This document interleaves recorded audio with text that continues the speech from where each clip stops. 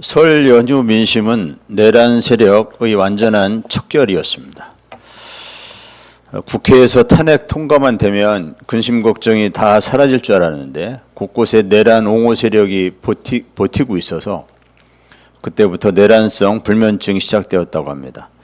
체포영장이 발부되면 드디어 끝나는 거겠지 했더니 경호처의 불법적인 저항으로 이러다 내전이 나는 거 아닌가 하고 가슴 졸여야 했다고 하소연했습니다. 법원이 구속영장을 발부하면 논란은 완전 종식되겠지 했었는데 웬 극우 세력들이 법원을 습격한 황당무계한 일까지 발생해서 논란 가슴이 아직도 진정되지 않는다고 호소하셨습니다. 공수처가 사건을 검찰에 넘긴 후에는 법원이 검찰의 구속기간 연장 신청을 거부하면서 혹여 검찰이 윤석열을 석방할까 극도로 신경이 예민해졌다고 합니다. 12월 3일 비상계엄 선포 때부터 지금까지 한시도 마음을 편히 놓을 수 없는 밤들의 연속이었다라고 하소연했습니다. 고비고비마다 용을 쓰느라 몸살이 났다고 합니다. 이렇게 시민들은 사력을 다해 민주주의를 지켜주고 계십니다. 애국 시민들 덕분에 대한민국의 민주주의는 순항할 것입니다.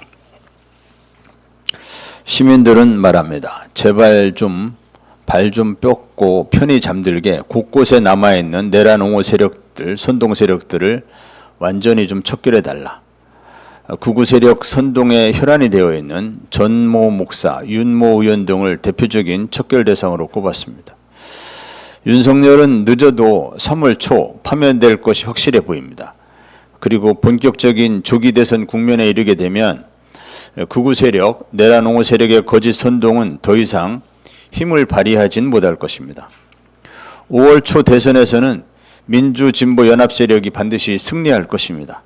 6월 말경 1심 재판에서는 윤석열 1심 재판에서 윤석열에게는 중형이 선고될 것입니다. 이렇게 일련의 상황은 순리에 따라 큰 변수 없이 정리되어 가겠지만 새 정부 출범 이전 꼭 이루어야 할 과제가 있습니다. 바로 작금의 사태를 잉태한 세력, 즉 검찰에 대한 개혁입니다. 검찰은 내란 이후 급히 태세 전환을 했지만 본질은 바뀌지 않았습니다. 검찰은 윤석열 구속 기소 과정에서 당연한 결정을 하는 것에 불과함에도 검사장 회의를 긴급 소집하며 요란을 떨었습니다. 마치 범죄 조직이 중간 보스 이상을 소집하듯 세과시를 하면서 검찰의 구속 기소 결정을 바라보는 전 국민을 가슴 졸이게 했습니다. 검찰의 기소권이 얼마나 막강한 것인지 온 국민이 실감했을 것입니다. 불과 얼마 전까지 검찰은 온갖 범죄 혐의에도 불구하고 김건희를 불기소하며 검찰의 불기소 권한이 또 얼마나 막강한 권한인지 제대로 시전한 바 있습니다. 어느 하나의 기관에 독점적으로 부여된 권한이 공정하고 투명하게 행사되길 기대하는 것은 기대난망입니다.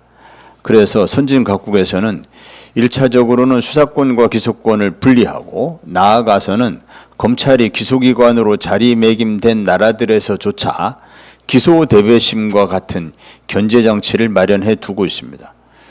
검찰에서 수사권을 한시바삐 떼어내야 합니다. 동시에 검찰의 기소권 행사에 감시와 견제장치를 마련해야 합니다.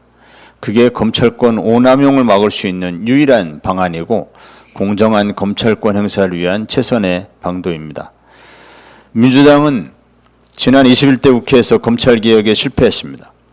검찰개혁 실패의 혹독한 후과를 경험한 지금도 민주당은 중도층의 마이너스 요인이 될 수 있다면서 또는 민생이 우선이라면서 또는 거부권 행사가 예상된다면서 당론 채택을 보류하고 입법 추진에 소극적이라는 사실을 알만한 사람은 다 알고 있습니다. 심지어 집권 후에 검찰에 잘 드는 칼을 적절히 활용하려 하는 거 아닌가 하는 의구심마저 갖게 합니다. 민주당은 문재인 정부 초기 적폐청산에 검찰 활용하려다가 괴물 윤석열을 키웠다는 교훈을 잊어서는 안 됩니다. 민주당은 검찰개혁에 관한 이 같은 우려에 대해 분명한 입장을 밝혀야 합니다.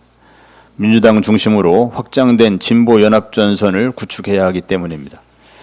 수사기소 분리 입법은 대선 이전에 반드시 매듭지어야 합니다. 아울러 새 정부 출범 이후에는 6천여 명에 이르는 검찰 수사 인력을 중수청과 국수본 등으로 신속하게 이관해야 합니다. 기존의 검찰청사와 비품 등을 중수청이 재활용하게 하는 방식으로 예산 낭비 없이 신속하게 개혁 작업을 마무리해야 합니다. 영국의 액튼경은 절대 권력은 절대 부패한다고 했습니다. 우리는 부패한 권력 집단 검찰이 어떻게 나라를 어지럽힐 수 있는지 똑똑히 목격했습니다. 이제 실천이 담보되는 검찰개혁의 청사진을 소상하게 밝혀야 할 때입니다. 이상입니다.